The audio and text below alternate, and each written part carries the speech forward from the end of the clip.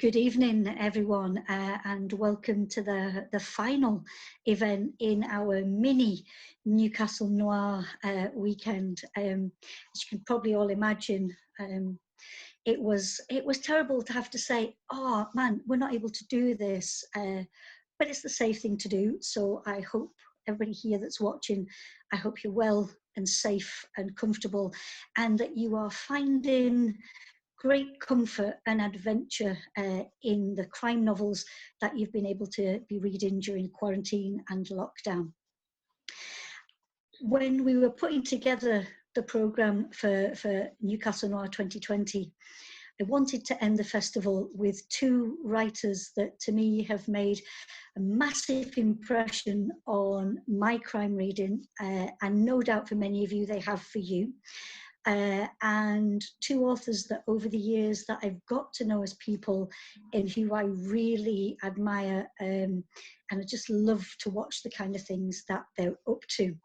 So it gives me massive pleasure this evening to introduce Yrsa Sigurðardóttir and Liz Nugent. Thank you both for agreeing to be videoed and be part of this mini festival, and I do hope you'll come back and do it properly if we can next year, yeah? Yes, absolutely. And thank you for having us. Totally, total pleasure. So I'll just do a brief introduction to both of you, and I may go into my questions like I do anyway, so bear with me as we go. So Yrsa, you debuted with your first crime novel in 2015, and that was the start of the Þóra Guðmundsdóttir series. It would have been 2005 for us when we got it. You may have been writing sooner, but that's when we got it. That first novel, Last Rituals, and it's a novel that I've taught on my crime fiction courses as a lecturer. It's a novel that I've recommended to many, many people. But since that first novel, you have finished that series, you've written 3 standalones, and you're now on the next series, yeah, the Freyja and Hulda series. I think Jackie, yeah. that sounds very, very impressive, because you said I started in 2015. Did I? Yeah, so 2005. We've written all those books since 2015, but yeah. Well, wow. Ross will do a little bit of editing No, here. no, I think it's funny. No, let's leave it in. You think it's funny? Yeah, okay, let's leave it. Yeah, impressive. Apologies. Oops. You have been translated into, I think it's 35 languages now, and you are said to be one of the finest crime writers of contemporary crime fiction, and I wouldn't argue with that. Yeah. I'd just like to get in by asking you, though, the latest novel that we're able to get hold of, which is The Absolution. Yeah. Could you tell us a little bit about that? I'll ask you some more questions on it, but give us an introduction to that novel, if you will. Yeah, in this book, it's in the series with Freyja and Huldar, and it begins with the murder of a teenage girl who's working in a cinema, and she's the last one. She's closing up, and she's killed, and her murder is sent to all of her Snapchat followers. And when the body is found, it's marked number 2, and then later on they find another body of a teenage boy this time, and the same has been done. His Snapchat friends or followers have been sent the video of his murder, and his body is marked number 3. So Freyja and Hulda need to find out like who is killing teenagers, or who killed these 2 teenagers, and also is there a victim number 1, and if so, where is the body? But at its core, this book is about bullying. So, yeah, and very much an aspect of our time, an issue of our time. I was really intrigued by that notion of we start with number 2, and I think it's a great hook line in both who was 1 and will there be more. It's a great way. So thank you. I'll come back with more questions, of course, if you'll just allow me to introduce Liz, award-winning, critically acclaimed author of Irish psychological thrillers. I know for me, and I've heard other people say, that you have people absolutely scared out of their wits by the way that you write these unstable characters. And to be in lockdown with your novels is quite, it's a ride. Anyway, let me introduce you for people who may not have met you. You worked as a stage manager in theatres in Ireland, and you've toured internationally, writing extensively for radio and TV drama. Your first novel, Unraveling Oliver, published in 2014. I have my date right, I think, there. I hope. Right. Yeah. Numbers was never my strong point. I'm much better with letters and words. But since you published that first novel, you have constantly been a best-selling author, always getting to that top spot. And I just wanted to ask you, has being an author, is it one of those things that you always ever wanted to be, or did it happen by chance? Totally by chance, really. I always loved reading. If I had my choice, and somebody would just pay me to read books, I'd do that for the rest of my life, because writing's really hard. But it was a kind of an accident, because I wrote the first chapter of Unraveling Oliver was a standalone short story that I entered into a competition, and that it got shortlisted, but it didn't get placed. And I thought afterwards, because I had raised some questions in that first chapter, and I needed to find the answers to those questions. So I just continued on from that short story, from that opening chapter, to explore exactly why this woman was beaten into a coma by her husband. And he had said very coldly in that first chapter that she had provoked him. And I wonder what she could possibly have done. There's no excuse for what he did. There's no condoning what he did. But I had to build up some kind of explanation as to why he did what he did. So I took the story from there, and that's how it came about. And then I finally had a book. Beautiful, beautiful.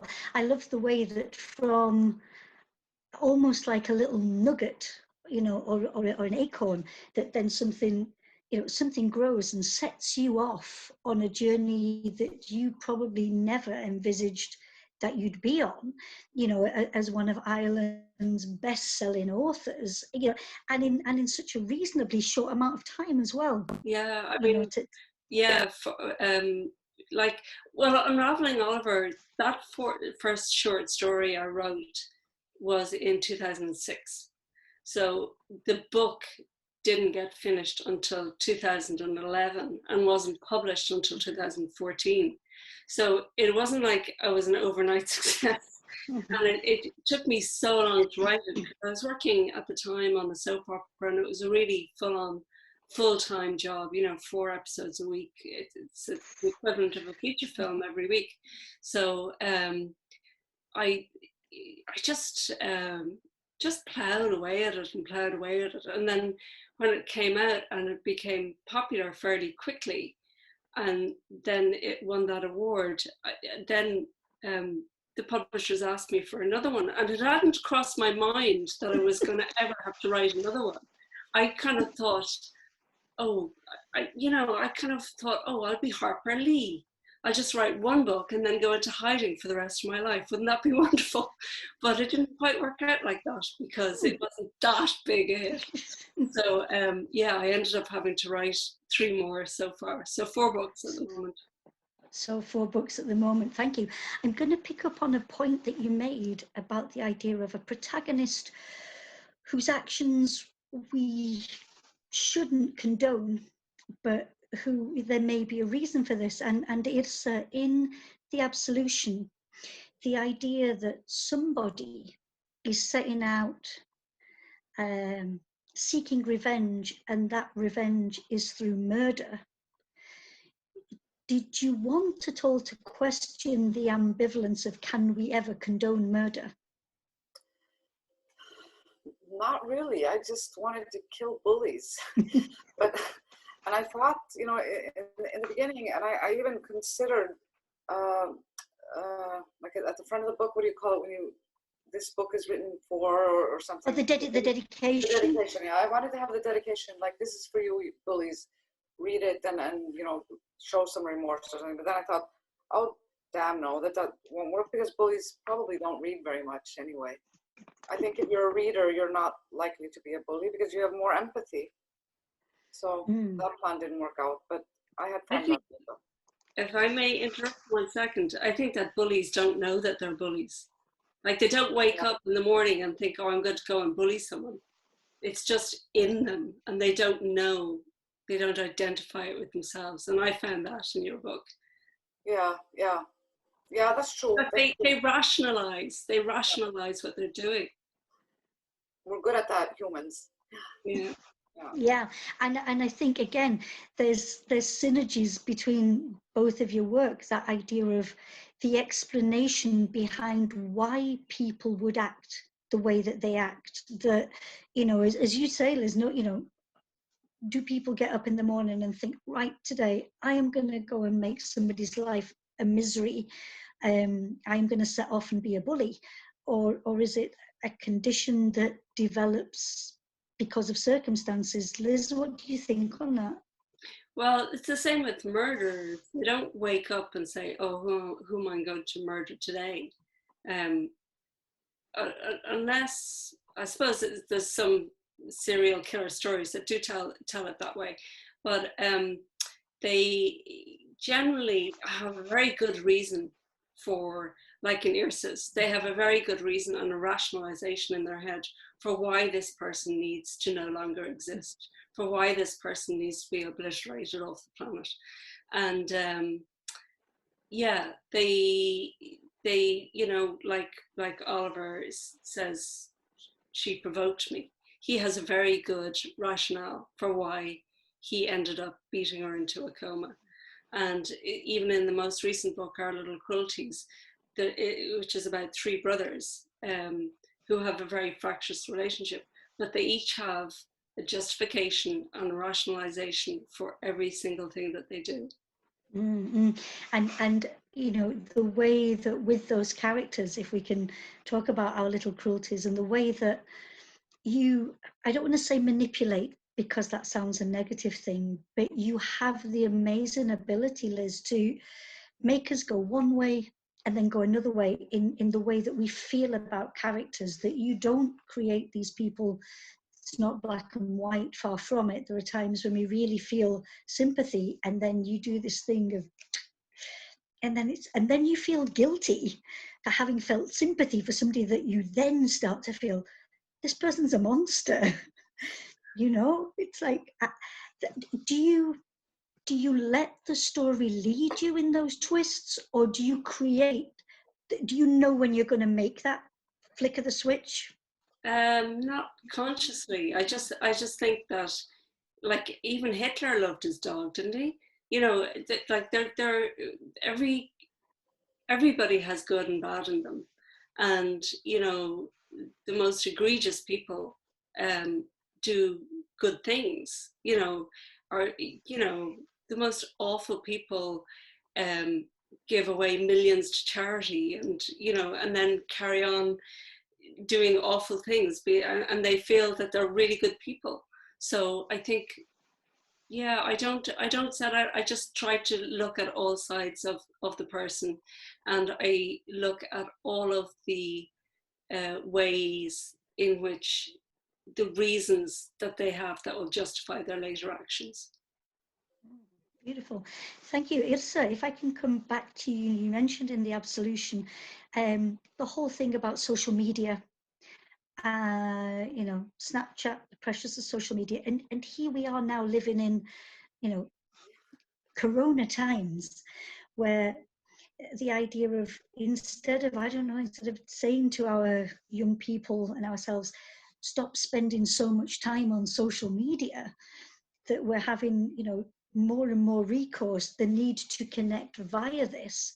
When you set out with the novel, were you very much aware of the difference between how well social media can work and how, you know, how dangerous it can be? Were you wanting to bring that out as well? Not particularly, not in that sense, but I've always, it just feels right to me to write my books, like place them in like the present. Mm-hmm. So I take on everything, like technology, whatever is going on at the time. I have to use that. I can't escape security cameras and all of this stuff, which would make plotting a little bit easier. But and I think it's because I want people to read them today. I don't have any longing or dream that I'll be read in like 50 years. I don't care at all. People should be reading books that are available, like written in 50 years, and hopefully we'll have books. Because if you think about it, there are very, very few books that live for generations and generations, and usually these are books for kids. So I think I want to write about today. I don't want somebody in 20 years to write about today. Well, they can do that, but you know, I think we also need books, contemporary books, taking place in modern society. This does come with a little bit of a snag, because, for example, Snapchat, while I was writing, they were changing how Snapchat works. So I had to change, sort of like, when do things disappear? Don't they disappear? How long do they keep them on their server, and so on? And one of the Thora books, for example, is written so long ago that I'm explaining Facebook to the readers.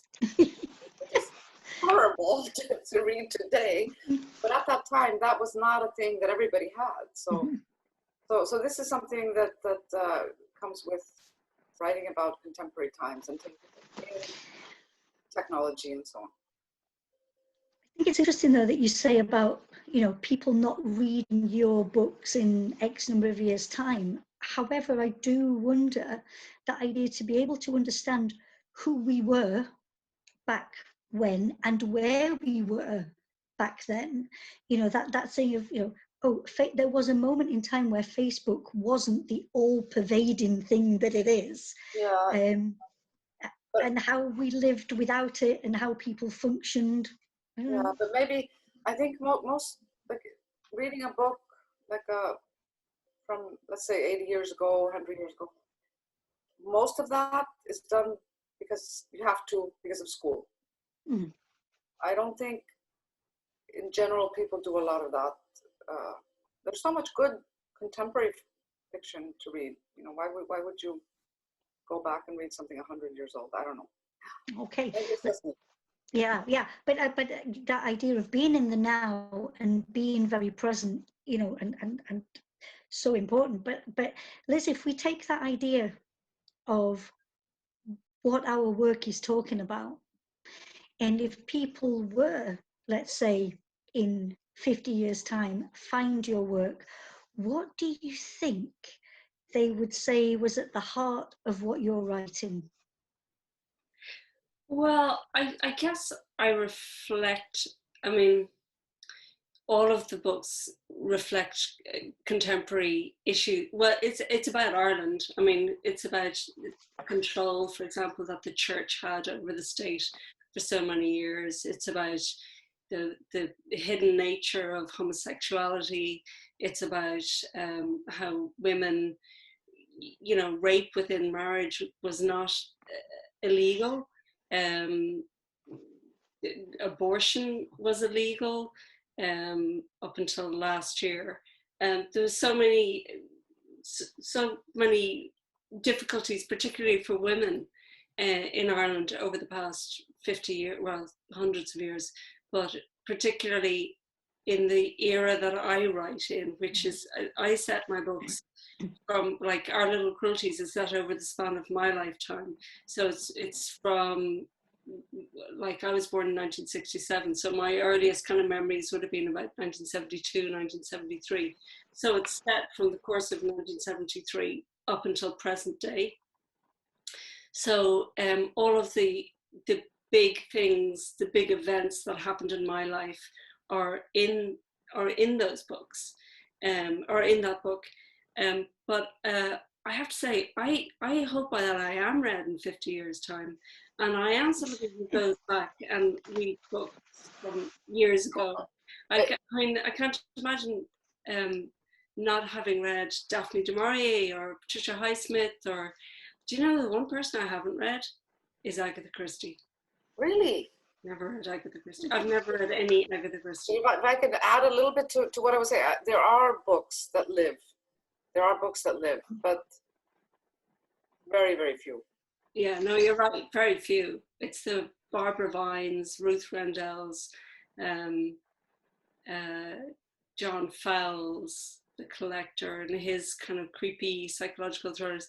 But yeah, there are very few and far between, the ones that last. And you are right that we come across most of them through school, through education, and not by choice because we pick them up off the shelves. It's because we are told that they are the canon.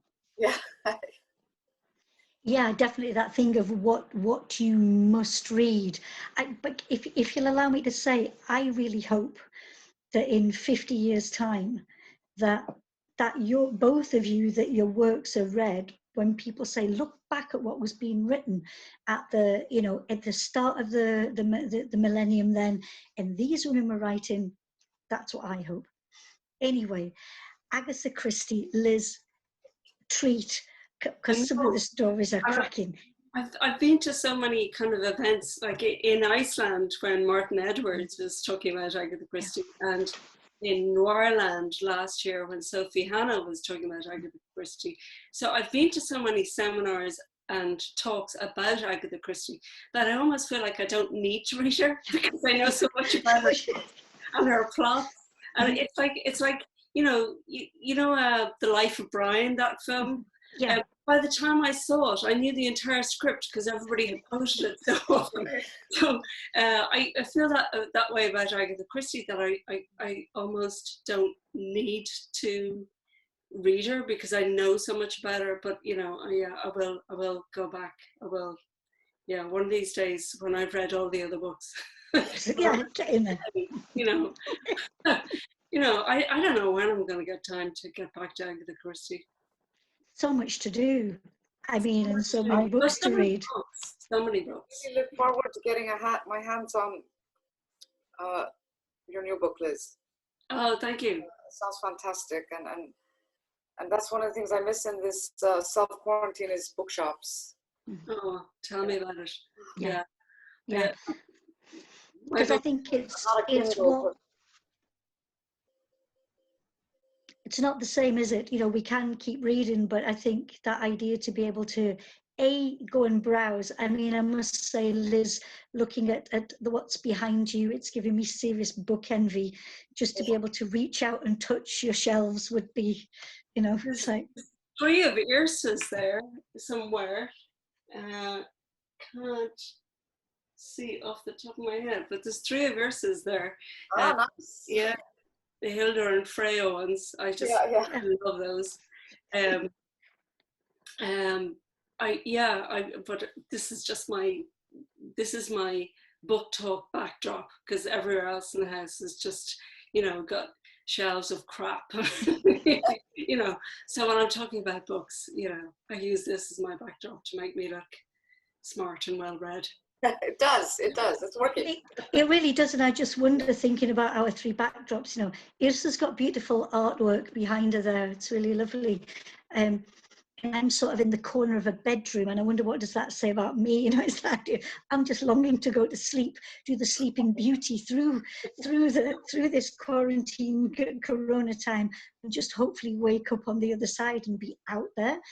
I have to say, for me, it's really interesting that being here online with you, it is wonderful, but to actually be sat with you present and do this kind of conversation, which is for me what crime fiction and festivals is all about. So Yrsa, you'd like to get back into a bookshop and have a browse, yeah? Yeah, and go to a restaurant. Yeah. but a restaurant. I am longing to be able to go to a really nice little coffee shop and have a decent coffee and sit there and just contemplate. Liz, what are you wanting to do? What are you missing? I want to go and see my dad. He's in a nursing home and he's not well, and I haven't been able to see him in 6 weeks. So that's the primary thing I want to do. The rest of my family, I don't mean I don't need to see them, but you know, I know that they're fine, and you know, they're surviving this. You know, I will be able to see them, but I think, yeah, bookshops I miss, coffee shops. I'm not much of a coffee drinker, but just friends, just meeting friends and hugging people and seeing other people. And I'd love to get away. I live very near the coast, but because I had an accident recently and I can't walk very far, so I can't walk as far as the coast. And I'm not allowed outside a 2-kilometre radius. That's the rule in Ireland at the moment. So I'm not able to get to the coast, but I just can't wait to see the sea again, to you know, drive down to one of those beautiful coastal villages that we have all around Ireland, that you have all around Iceland, and just drink in some Irish Sea or Atlantic air on the west coast. It would just be fabulous. Yeah. Yrsa, are you able to get out to the coastal area near you? Yeah, I mean, I live down by the sea, so I take 10 steps and I'm at the sea. But and everywhere, I mean, I don't think you'd be hard pressed to find, at least in most places in Iceland, are built by the sea. So all of the towns are actually close by the sea, except 1 or 2. Because the big volcano in the middle. Yeah. Islands and glaciers and stuff. So the sea is never far off. Which is good. And it's funny, I can't write unless there's an ocean somewhere. Wow. Okay. And it can't be a river. It has to be an ocean. So, one of my characters, Cordelia in Skin Deep, that was her thing, that she had to be, because she grew up on a tiny island with a population of 60, that she had to be beside the sea. Yeah. She wasn't beside the sea, she became very sick. So I feel a bit like that myself, that I'm really, really craving the sea air at the moment. So Yrsa, you say you need to be near the sea, the ocean, for there to be, you know, creativity happening. And Liz, I wonder, is there anything, you know, like you've just released a book, but I know that the way things normally go, authors release a book and the next thing is already in the pipeline. It's, you know, it's just the way the system goes. Are you writing at the moment? Are you able to write? Is there something that's not happening in your life that you'd normally need for that to happen? No, there's just my own brain which is refusing to concentrate. I'm actually working on a play at the moment. I've been commissioned to write a play, and I'm finding it very difficult. And I don't know whether it's because it's my first time writing a play, and writing a play is very, very difficult, or it's because I just can't concentrate because of what's going on.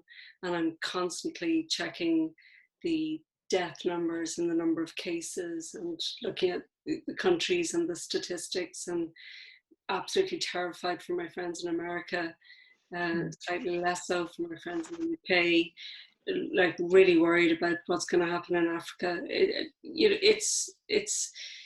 It's almost too big to contemplate what the future might hold. So I'm finding it really hard to kind of knuckle down to work. I finished the first act. My husband is reading it now, so I'm waiting for his feedback, because he worked as a sound engineer in radio and worked on many radio dramas, so he knows his stuff, and I should know my stuff because I worked in theatre for many years, backstage as a stage manager, and then later on as a theatre goer.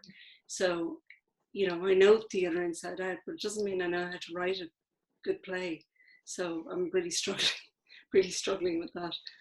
Can you give us a little bit of information about what it's to do with, or is it still under wraps? the opening is a middle-aged woman, and she stumbles out of bed, the worse for wear. She's obviously had a heavy night. The room is strewn with a couple of empty bottles, wine bottles, and her phone is ringing, and it's her mother on the phone. So she picks up and answers the phone, talks to her mother, and then a guy comes out of her bedroom, much younger guy, and he puts on the his jacket, which has the name of the pizza delivery company on it, and there's a pizza delivery box facing the audience with the same logo. So we know she has just slept with the pizza delivery guy. Nice. That's the opening. I can't wait to see where that, wasn't say where that woman's life goes, or where the pizza delivery boy's life goes. Because I haven't worked it out. Okay, so you're busy on the play, and hopefully, you know, that the wheels will turn and it will be okay. Yrsa, are you in the next Freya and Huldar, or are you doing something else at the minute? No, I finished with Freya and Huldar. The last book in that series came out in December here in Iceland, or November, and that one will be out in some years in the UK. So I have written a children's book that I finished, and you know, it's being read through, and I'm sure that it'll need some more work when that comes back to me. And I'm starting a new standalone, which is like more horror genre than actually crime in a way. Because thinking about then the I Remember You, the standalone that you wrote that was adapted to the films, and elements of horror in that very much so, but also drawing on Icelandic folklore. Will you do the same with this one? Can you give us any insight into? I can give you, because I'm not very far into the work, but I can give you that it's inspired by, I love unsolved mysteries, and there's one unsolved mystery from Russia called the Ditlov Pass incident, where they have some geology students that go, they're supposed to hike through some mountains and, I don't know, practice camping. I don't know what the hell they were doing, but then they don't turn up, they don't come back, and then they find them like dead all over the place. It's really, really creepy. It's a creepy premise, and there's so much information available on the internet, like photos of the bodies and so on. So I'm not writing about that, but the story is in a way inspired by this people going on a hike up into the mountains, not returning, and then being found here and there and everywhere, dead, and you don't know what happened, but you will at the end of the book. Yeah, I was going to say, it won't remain an unsolved mystery. No. For the. And I did this before with Silence of the Sea. Then I took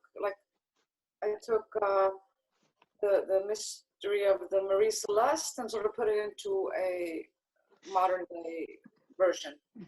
So I'm doing that again now. Yeah, beautiful. Look forward to that. Although I know we'll get that further down the line. Yeah. Presumably. I had a book that was supposed to be coming out now, but it was postponed until the summer because of COVID in the UK. Gallows Rock, which is the fourth Freya and Huldar story. Oh my God, we have another one coming. Another one is coming. Yes, yes. Because when you said it was over, it was a bit like, oh, so. No, yeah. So there's that one, and then there are two more that after that. So. Wonderful. So Gallows Rock, and even in the state that things are in, will we be able to get it on as an ebook? Well, I think they're waiting to it was supposed to be coming out now, both ebook, I think, and hardcover, but the decision is to wait until summer to publish both at the same time. And I think, I mean, it's hard for publishers now. Yeah.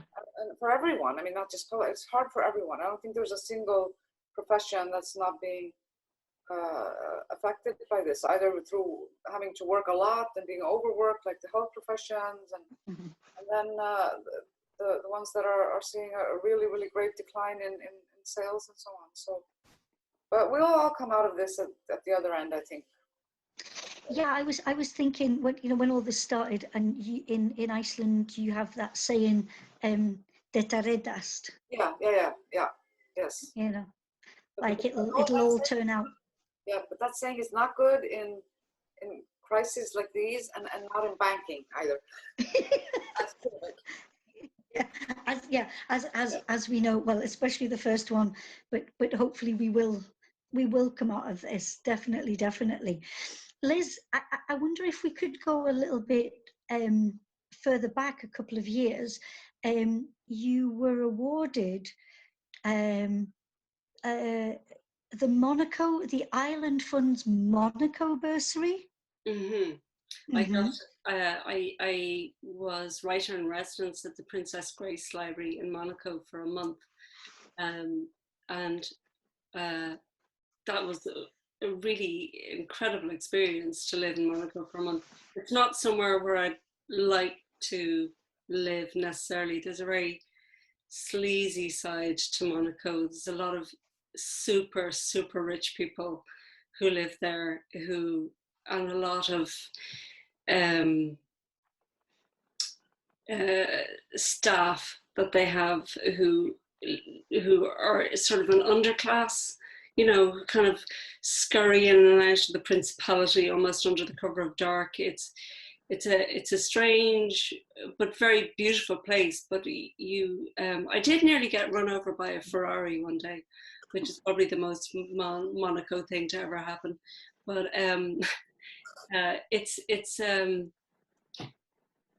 it was a great experience, and out of that I wrote Skin Deep. I was writing Skin Deep when I was there. So Monaco and the south of France, like you can get a bus that goes from Monaco all the way down to Nice and on to Antibes and Cannes for €1.50. You can go all the way down the Côte d'Azur, all the way down the Riviera and back for €1.50. €1.50. Like it's really cheap to travel around the coast. I stupidly didn't do that. So when I studiously went to the library every day and wrote instead of doing the research. So I had to go back several times, go back and stay in Nice several times to actually get all of those experiences that I had written about in the book and make them authentic. And I had to, unfortunately, go to the Negresco Hotel and sample some of those cocktails. It was, a tough gig, but somebody had to do it. I admire your dedication. Yeah, to the research. Thank you. When you, it's like, because I don't know you as well as I know Yrsa, so when you start looking into somebody's, trajectory into being an author and the things that have happened, and I was just really intrigued that you'd got to go to Monaco, because it reminded me then of that glorious ABBA song, I must leave, I'll have to go, Las Vegas or Monaco, money, money, money. So I wanted to ask you about Monaco. And that's my wonderful segue to the Eurovision Song Contest. Oh my God. I know. God. How about this, Yrsa? How about if this is a whole world conspiracy, this coronavirus, so that Iceland, for the first time, the best chance ever of winning it, but it isn't going to happen? I think I've decided to just, 2020 is the year we won. Mm-hmm. I don't care what they say. If I was a hacker, I would go in on the Wikipedia page of Eurovision every other day, change 2020 winner Iceland. 2020 winner Iceland. But surely shouldn't they just do this year's entries next year? No, they don't allow that because they don't want. It's a conspiracy, like Jackie. Yes. They don't want us to win. Yeah, and it's such a good song, It's. I know. Yeah. Also last year, but God, I don't know what's going on. Yeah, or maybe we could say the thing of actually, why we can do everything via technology. Surely we can have a virtual Eurovision. Yeah. Yeah. But would win. That's why they're not doing it. So Yeah. I just like to add in there that Ireland back in the early 90s, I think we won 3 years in a row. You did. You did. And sorry. We don't even dream of that. We want our time. I loved that back then though, Liz, when, you know, it was like... That was when there was only 10 countries in it. It's a huge thing. I mean, there's nobody on the street. We're all watching and waiting. And when the first time we competed, which was sometime in the 80s, because it had always been on TV, but we never sent in an act. I don't know if we didn't have the money or why we didn't do it, but so we sent in an act, and we really thought this song was so fantastic that champagne sold out in Iceland. Everybody was going to be ready when we would win. And since it's been like a desert journey. We once got number 2. That's so bad, because in Ireland nobody watches it anymore. Because we're not winning anymore. There's too many countries. There's no chance of us ever winning again, so we just don't bother watching it. We can teach you something about like hope. I was going to watch it this year because I was so up for Iceland. I was so cheering for Iceland. I was actually all prepared to watch it this year. Yeah. And so I'm very sad for you. Now, I'll just bring us back to our books, although I'm equally devoted to Eurovision, but we should come back to our books. And I asked readers, would they send in some questions? Because again, it seems really weird to do this without an audience and you know, get the sense of people there. And Susan Heads, who runs the book trail, Susan from Newcastle, she wanted to ask both of you, in lockdown, you allowed one of your characters with you from your books. Who would you choose and why? From any of the books? From any of the books, yeah. You can have anybody, major, minor character. It's who in these circumstances would you want to have in close proximity 24/7? I think Michael from Unraveling Oliver.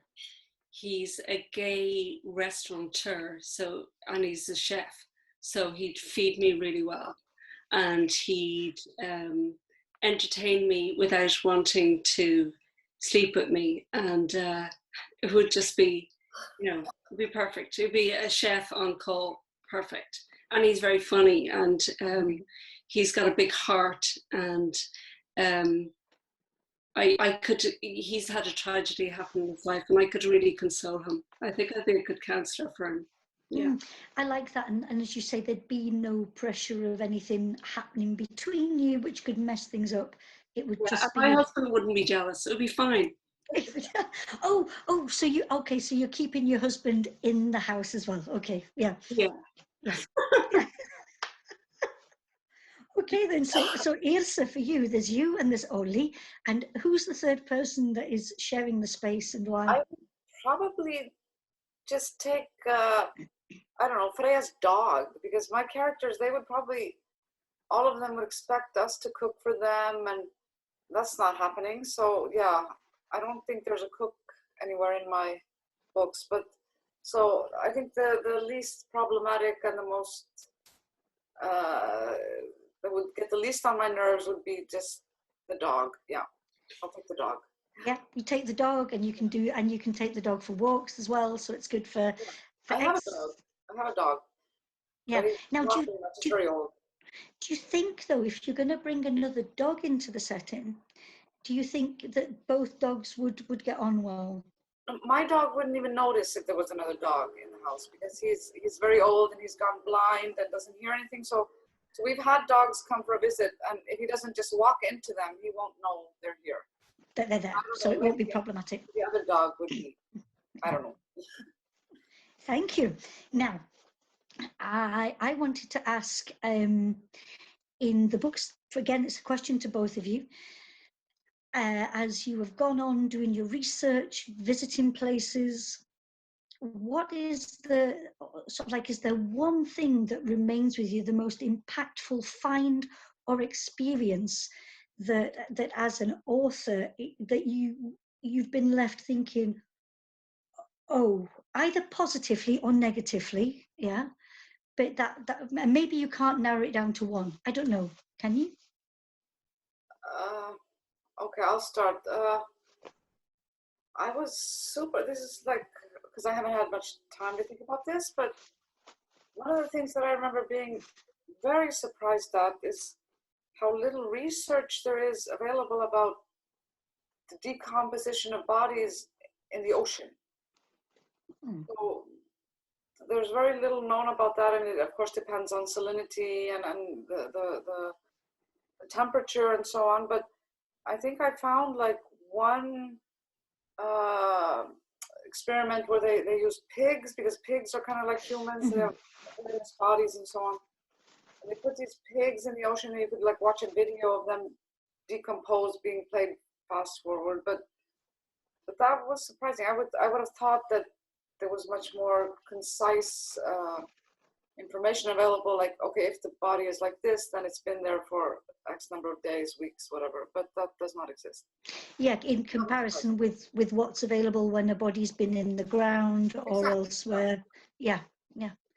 Okay, thank you. Liz?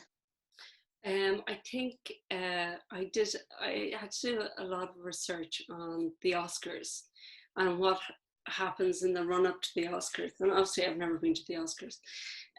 So I talked to a lot of people who had been to the Oscars, either as journalists or as film producers or whatever. And it struck me that I would hate to go to the Oscars.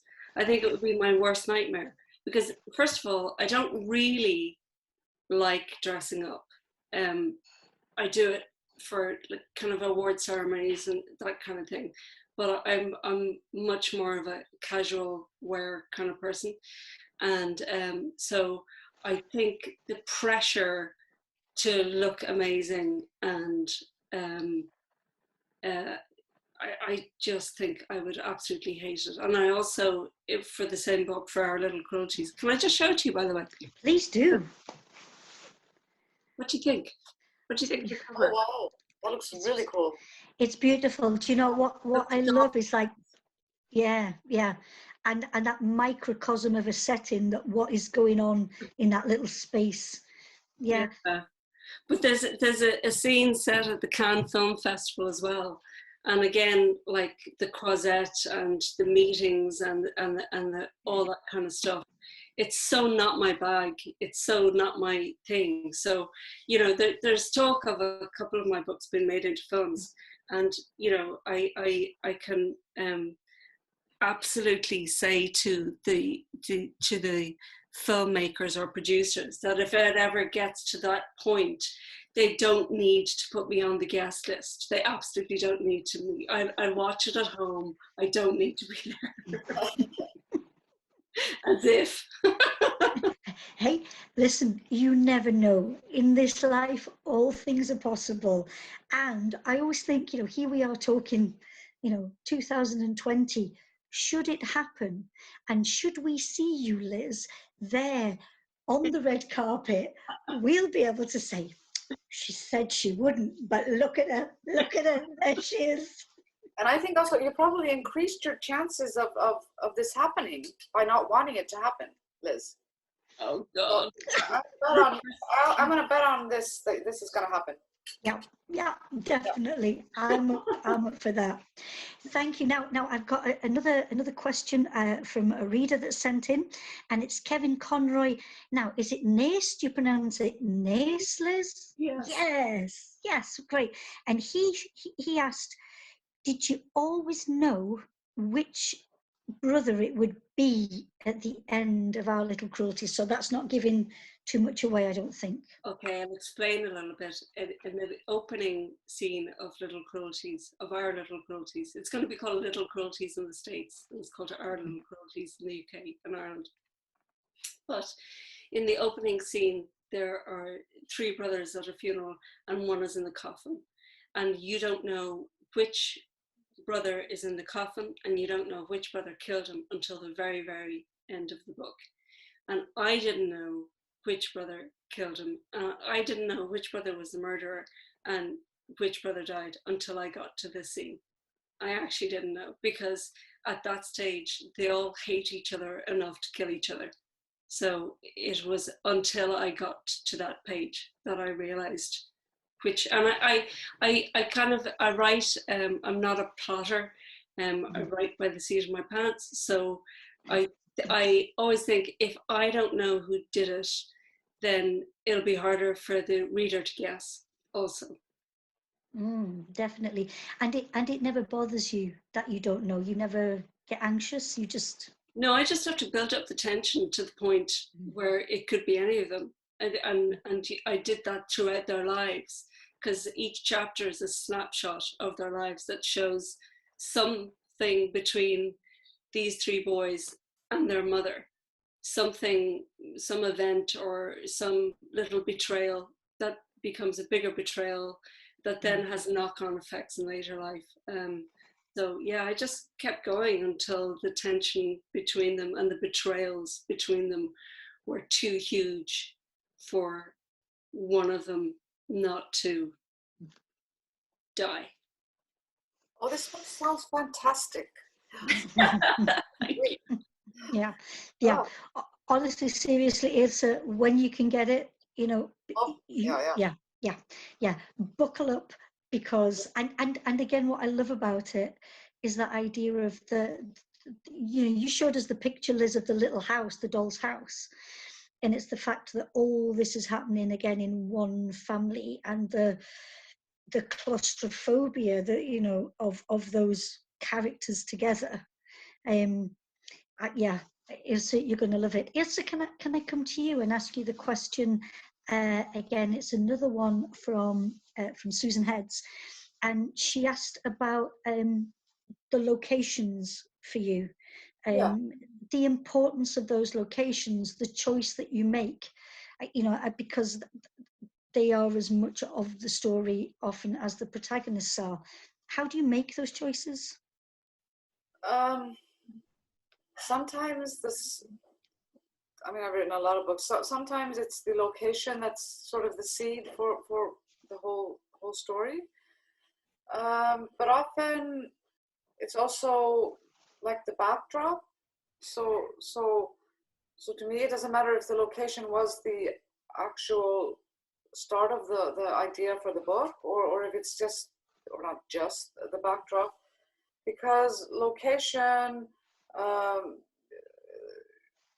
with everything that it comes with, like weather and scenery, temperature and so on, it has a defining effect on the culture where you are. It has a defining effect how people act,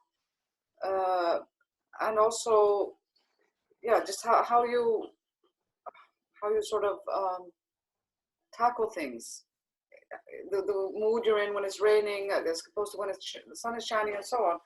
So I think a book without setting, for me, that would be, I would have a very hard time writing such a book. And I think it would be like, for example, if Liz's play was just, there was nothing on the stage, just the actors and maybe the pizza box.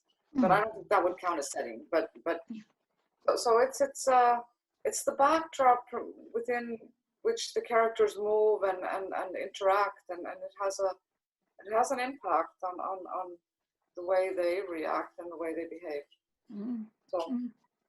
Yeah, and I'm wondering for both of you, the idea of, because Liz, you mentioned it, but the idea of you write within a specific national setting, dealing with either, the developments, issues, that backdrop of Ireland, is very much, that Icelandic setting, spaces, places. Do you ever see yourselves as conveyors of the national space? Did you set out to present the country, the issues to people? I certainly didn't set out to do that, but in retrospect, all of my books provide some kind of social commentary on what Ireland was like at the time.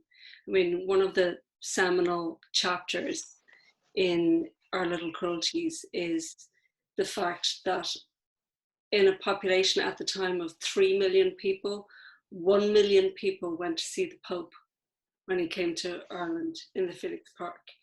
And that was just one of the venues. He also went to Galway and Drogheda and I think Limerick, I can't remember, to a couple of other cities. But that's how many people turned up to see the Pope. And, you know, the Pope, the current Pope, can't remember his name. What is his name? Francisco or something? No idea. I can't remember. The current Pope came to Ireland 2 years ago or 3 years ago. And I think there was maybe 20,000 people turned up to see him. That will show you the difference, yeah. You know, between 1979 and, you know, 2019 or 2018, I can't remember, it's probably 2018. But that will show you the difference in how much Ireland has changed and how much the church has lost its grip. Really, it's extraordinary, the change that has come over Ireland, and I chart that in the books. Thank you. Yrsa, do you feel the same about your novels, doing those changes in Iceland? Yeah. Like I said, because I write contemporary, I try to describe sort of the atmosphere of what's going on at each point in time. So, yeah, and I also remember writing before and after, through the crash, when everything crashed, and I can tell from my writing that before the crash, things were getting a bit strange, and yeah, and I don't do it, I think, purposely. It just seeps in. But we've never been, I mean, a pope, Iceland has never been a very religious country, so that is not changing very much. I think more and more people are maybe renouncing or sending in that they're leaving the church, but it's been more like sort of a cultural thing, the church, more than that people are super religious in Iceland. That's not a very common thing at all. And so yeah, very much different from Ireland in a way, of the old. We're Irish. We're Irish. I don't know what happened. It is, isn't it? Especially in the female gene, yes. There's the Irish gene. Yeah. The story goes, yeah. It's like a story. I don't know how much credibility, but it's that when the Vikings left Norway to go to Iceland, and I think at the time they had no idea where they were going, they were just going to sail away. They went, none of the women in Norway wanted to go with them, so they sailed by Ireland and stole Irish women, and that's how writing came into play. They taught them how to write and were great storytellers, the Irish women. So the Icelandic females today have, I think, 40% DNA from Ireland. You're welcome. Yeah, and again, the parts that you raped and pillaged our women, it was a long time ago. Yeah. Behind us, you know. Yeah. And they have respect. The women that, I think, the women that, or at least the daughters of the women that went, and so on and so on, have had it. I mean, Iceland has been poor, but I think females have had it quite, you know, much better here than in many countries that are dominated by strong religions. So it was bad in the beginning, but it got better. And I do have a theory, because again, for the northeast of England, when, you know, with the invasion of the Danes, and of course, terrible things are written about the raping and the pillaging, but who usually writes history? It's men that usually writes history. And I think the problem was that those long ships arrived and these amazing, fine figures of men stepped forth. And the women at home thought, I know where I'm going. I'm signing up for a Viking. And I think, you know, I think history has been written incorrectly. I think those... Yeah, I'm going with this version. I think it's quite possible that that Irish women might have thrown themselves willingly into the hands of Icelandic men. I think even I would as well, but that's another story. If I'll move our conversation on, and I wanted to ask, because this should have been happening at a festival, and I know that you've both attended many festivals around the world, different events, and I did want to ask you, and again, nothing illegal or immoral, because I don't know what time this will go out, or if anybody's viewing at a different time. But can you tell us a funny anecdote or a strange thing that's happened to you at a festival? I have a good one. Oh, I did a festival. Jane Casey, English writer, of the Maeve Kerrigan series. I was interviewing her last year. I didn't have a book out last year, so often in the years I don't have a book out, I do the interviewing rather than be the interviewee. So last year I interviewed her at the Hinterland Festival in Kells, County Meath. Now, my first book, Unravelling Oliver, was inspired by a book by John Banville called The Book of Evidence. And that book was inspired by a real life murder case. And the murderer in that case was called Malcolm MacArthur. He murdered a nurse and a farmer. And he was just a complete psychopath. And anyway, after the event, when I had interviewed Jane last year, we were walking down the street and this man came, little old doddery man, came up and he said to Jane, he said, "I'm sorry, I missed my bus. I missed your talk, but I really did want to ask you a question." And she said, "Oh, go ahead." And so we were all three of us walking down the street. My husband was with us as well.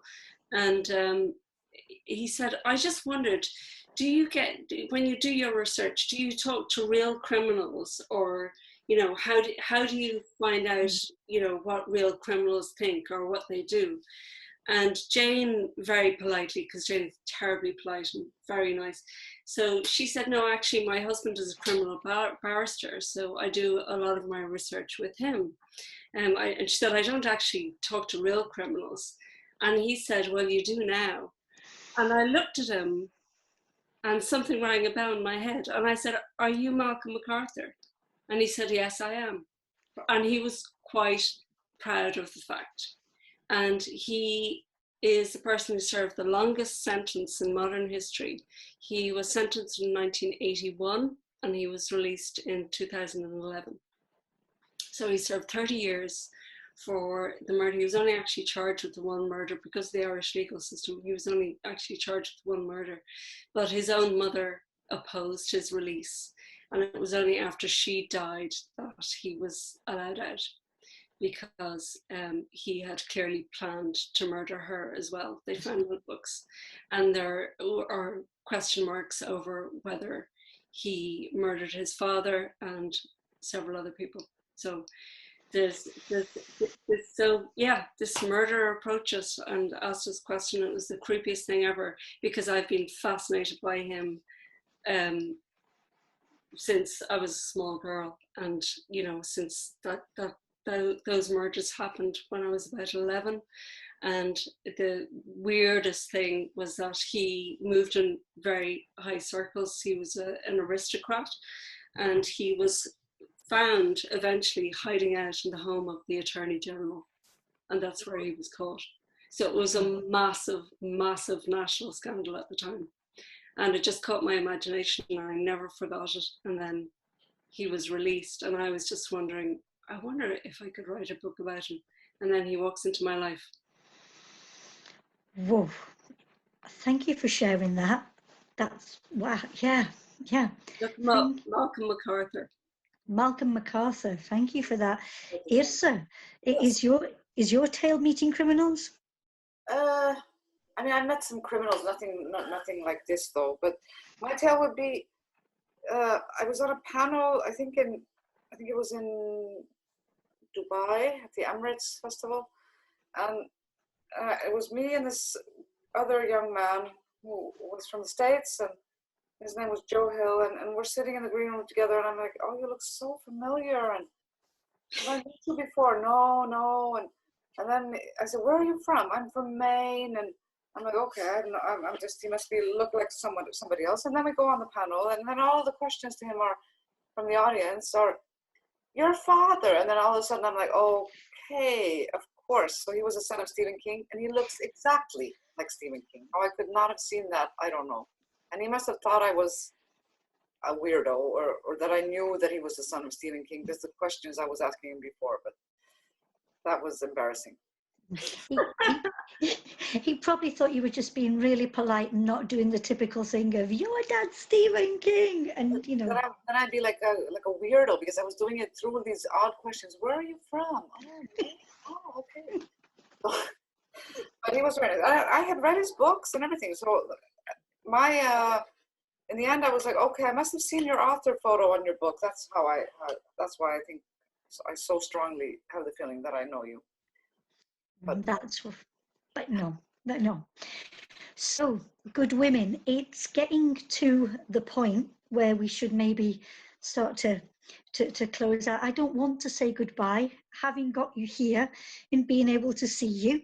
Will you allow me one more question? Is that all right? Yes. Yeah. Okay, so thinking about how we are now in this state, and I'll set off by saying I never imagined that I could be so still and so peaceful. Being a person who's always out and always doing, something seems to have kicked into me, and I've just sort of like gone into a really low gear. I don't know whether it's a survival strategy, not even thought of, but I never imagined I would be this calm. Have you seen something of yourself during this time that you never imagined that you'd see? Or are you doing something that you never thought you'd do? And either positive or maybe not so positive. What's this time, this change, this massive change in the world, what's it doing to you or for you? Maybe it's made me appreciate nature more, because there's far less traffic. I live in quite a busy junction in the suburbs of South Dublin, and I live very busy junctions, always ambulances and fire brigades and traffic and gridlock, and now there's none of that. And I hear birdsong every day. And I don't know if it was there before and I just didn't hear it, or whether birds have come back in to places that the traffic blew them out of. But a huge appreciation of nature, and the fact that I miss the sea, a bigger appreciation of nature. I would think that is the biggest thing for me. It's not huge, but you know, it is the one thing that I think that has changed me, and that I will appreciate it more, way more than I ever have before. Beautiful, thank you. Yrsa, what is it for you? The biggest change has been not traveling a lot, because I generally travel a lot, so my luggage has dust on it for the first time I think ever, and but other than that, it's not such a huge change. I'm not a very social person actually in Iceland. I'm a lot at home anyway, but I have cooked, because I'm not a cook at all, and so we have started cooking a little bit, which is strange and nice, but I'm not sure that it will continue. I think we'll go back to ramen noodles and fried eggs. That's worked fine for many years. Take a break for it for this COVID time, it's fine, but I think we will not be cooking from now on. I don't think so. Yeah. Who knows how we'll be when life gets back to some kind of what we knew before. Maybe a better edition of normal. Yeah. It would be nice to think that we are learning so many important things about this time, and that we'll approach things differently. But one thing I am sure of, is that storytelling and good storytelling is vital. That will never go out of fashion, and that will never not be needed. So please, whatever happens afterwards, good women, keep telling your stories, okay?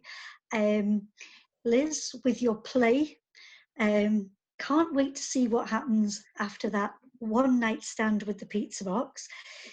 Yrsa, whether it be the children's book or whether it be the horror standalone, I'm longing for that.